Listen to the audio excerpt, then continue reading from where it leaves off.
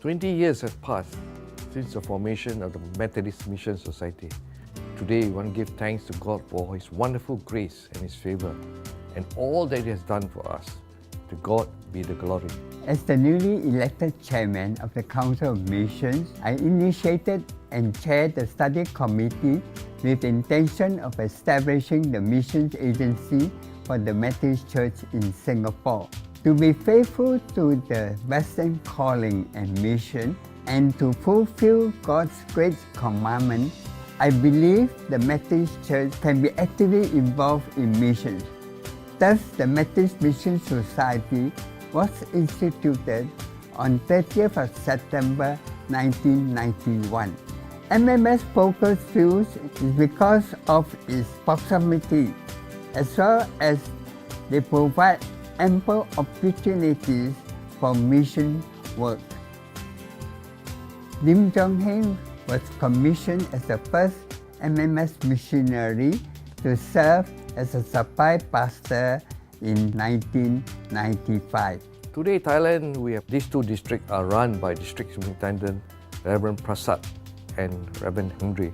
Besides extensive church planting work, Thailand has several very outstanding community development projects.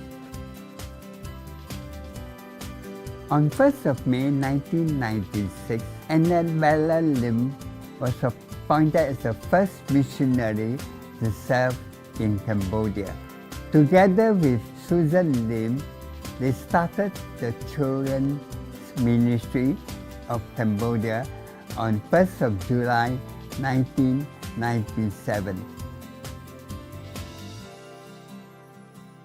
We do not have missionaries serving in Vietnam, but we are thankful that we have a volunteer who is a businessman in Ho Chi Minh City, Albert Low.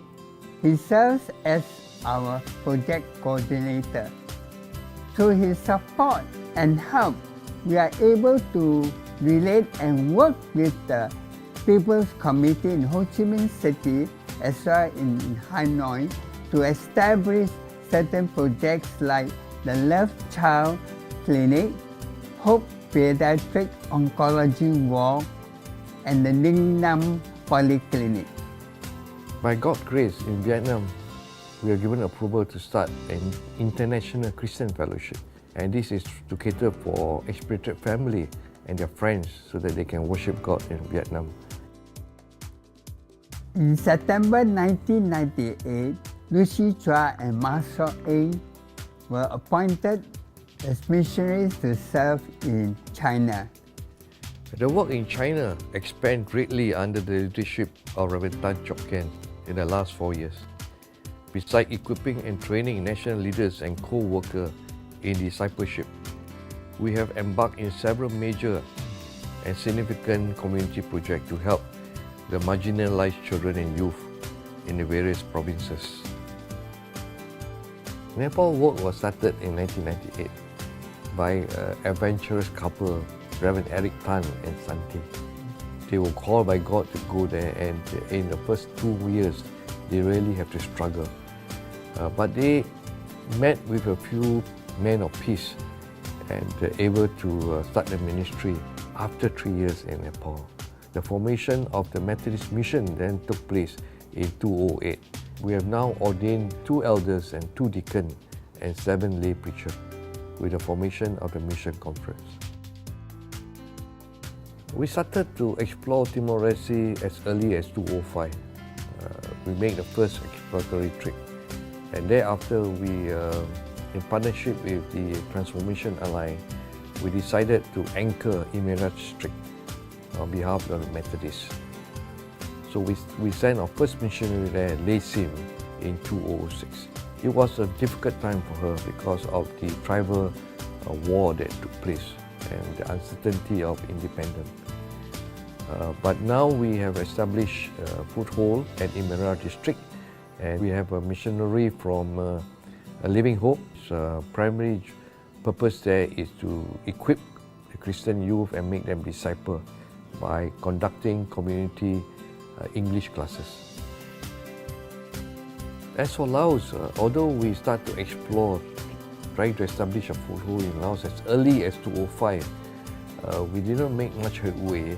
However, we started to train the Laotian pastors and leaders with an offshore training center at the border of Thailand.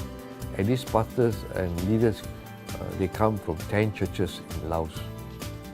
MMS vision and mission was cast in 2003. That is to plant 800 indigenous, disciple-making, self-supporting churches by 2020.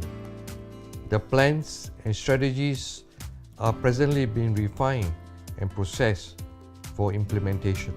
I want to thank God for providing us very good leadership in MMS. With our founder director, Reverend Dr. Clarence Lim, Reverend Dr. Norman Wong, and Reverend Lawrence Chua.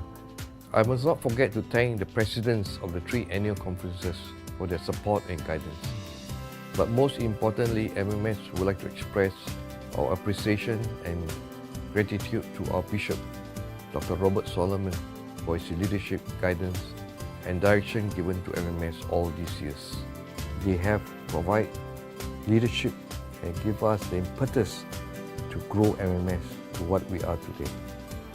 And also the many churches, Methodist churches that are working alongside us to provide assistance and to invest in the project and work alongside us to grow the project as well as the mission work in the field.